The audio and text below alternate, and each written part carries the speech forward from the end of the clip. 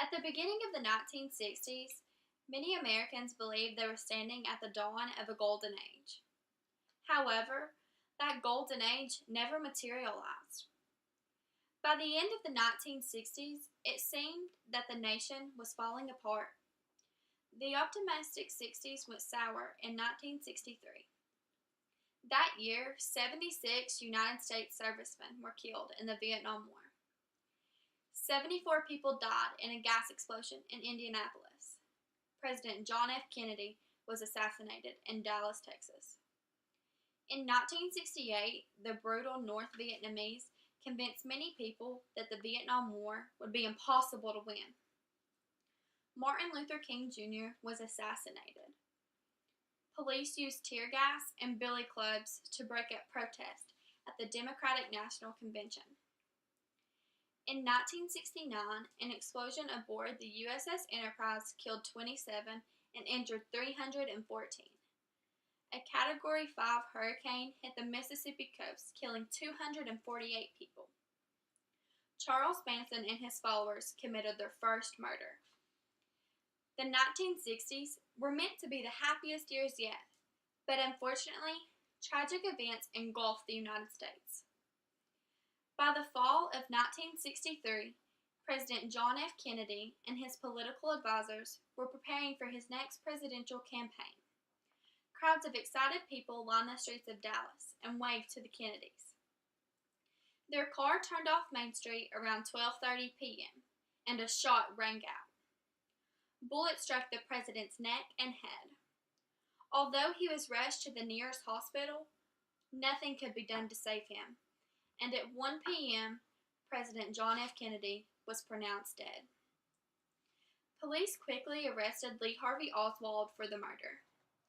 2 days later, while being transferred to the county jail, Oswald was shot and killed by Jack Ruby, a local nightclub owner. The nation stopped and mourned the following day as President Kennedy was laid to rest. Although his time in office was short, Kennedy continues to be voted as one of the best presidents we have had. On April 3, 1968, Martin Luther King Jr. gave a speech in Memphis, Tennessee, in support of the black sanitary public work employees who were on strike for better wages and better treatment. They were not asking to be paid more or to be treated any different. They simply wanted to be paid and treated the same. At 6 p.m. the following day, King was standing on the balcony of his motel room when a sniper's bullet struck him in the face and neck. He died about an hour later after an emergency surgery was unsuccessful. James Earl Ray was arrested at an airport in London, England on June 8th and was charged with King's murder. He confessed to the crime on March 10, 1969, and pled guilty at his trial. Though blacks and whites alike mourned King's passing, the murder in some ways served to widen the rift between black and white Americans. Many African Americans saw King's assassination as a rejection of equality through the nonviolent resistance he had championed. The Manson family, led by Charles Manson, is thought to have carried out 35 killings. The first of Manson's victims were murdered in 1969.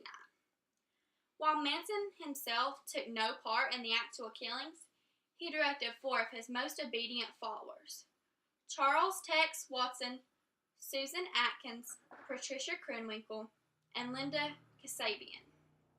The victims were stabbed, shot, and beaten to death. One victim was 8 months pregnant.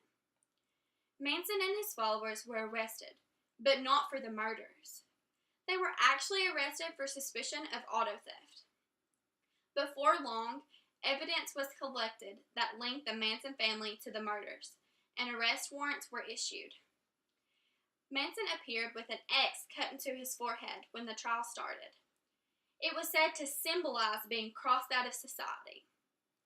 He later altered the scar to become a swastika.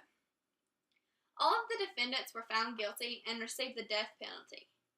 Their sentences were commuted to life in prison when California abolished the death penalty in 1972. Charles Manson remains in prison today after being denied parole a dozen times. Susan Atkins died behind bars in 2009. Charles Tex Watson is now an ordained minister, but still remains in prison. Linda Kasabian was released from prison and is living in New Hampshire. Patricia Krenwinkel remains in prison as the longest incarcerated female in California. Although the 1960s were supposed to be the golden years, many tragic events occurred that have truly impacted our world today.